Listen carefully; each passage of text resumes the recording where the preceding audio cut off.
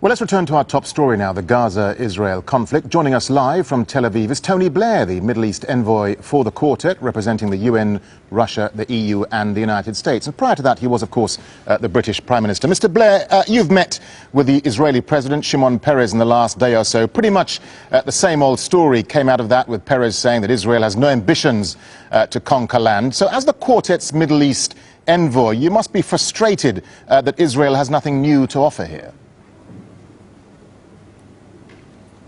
Well, I'm frustrated by the fact and appalled by the fact that there's so many innocent people that get hurt in a conflict such as this. So overnight we've had more Palestinian casualties. There are Israelis, innocent civilians who've died as well. So the single most important thing, I met the Palestinian leadership, President Abbas and Prime Minister Fayyad, as well as the Israeli Prime Minister and Israeli President. You know, the single most important thing right now is to de-escalate, to try to get a ceasefire and then work our way through the longer-term problems, which are to do on the Israeli side with stopping the rockets coming out of Gaza, targeting Israeli towns and villages, and for people in Gaza to be able to live a normal life. So let's just look at your role in all of this, because you've been involved in the Middle East process now, the Middle East peace process now for some years. This is something you should know intimately, but you haven't actually achieved anything towards a lasting peace. I mean, doesn't that undermine your own credibility in terms of acting now as a moderator in the crisis? Look, first of all, the work that I've been doing and working on has been primarily in relation to the Palestinian economy and the issues to do with state-building institutions on the Palestinian side. By the way, if there's been anything that's succeeded over the last few years, it's that. Now, that's primarily been as a result of the actions of the Palestinian president and prime minister, but the fact is, you know, that is actually something that has gone better than the politics, which I agree has been paralysed this last couple of years. But, you know, you don't give up in these situations. And so there's no point in saying to me, well, you know, you haven't brought peace to the Middle East yet, so, you know, you failed, as it were. The fact is, we've been trying to bring peace for several decades. Yeah, but we've just got to carry on trying. Right now, the focus is Gaza. Yeah, but that is the reality, though, isn't it? I mean, you know, you, as the Middle East envoy, peace is now even more elusive than it has ever been. Well, peace is tough to achieve in these circumstances, but as I learned when we went through the Northern Ireland process, where we actually achieved peace after decades of not getting there, the fact is you've just got to keep trying and you've got to keep working it, and there's no other way of doing it. And if you want a Palestinian state living side by side with the state of Israel, you've got to get back at some point after this situation's dealt with to a situation where you get a proper and credible political negotiation, because that's the only way you're going to get a Palestinian state. Let's talk about some of the diplomacy here, Mr. Blair. I mean, the British Foreign Secretary, William Hague, has said this week that if Israel launches a ground offensive into Gaza, it'll lose international support. What's your take on that? I mean, would an escalation in the crisis tip the diplomatic scales away from Israel? Well, I think it's less an issue of, you know, tipping the diplomatic scales, because you can debate that one way or another. The issue is, if there is a major escalation, there are a lot of people who are going to get hurt. So the single most important thing especially for people in Gaza right now, if there was a ground action in Gaza, is to try and de-escalate the situation so you don't get to ground action.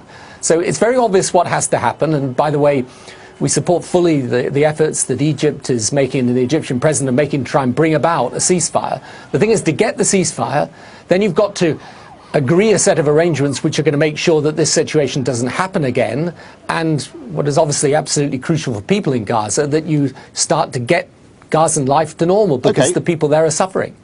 Let's just talk about Britain again for a second. I mean, because Britain has been criticised in the past for being too heavily influenced by Washington in its stance towards Israel. I mean, do you not think that Britain should perhaps be taking a more robust role in the Middle East peace process and less of a stance that effectively toes the Washington line?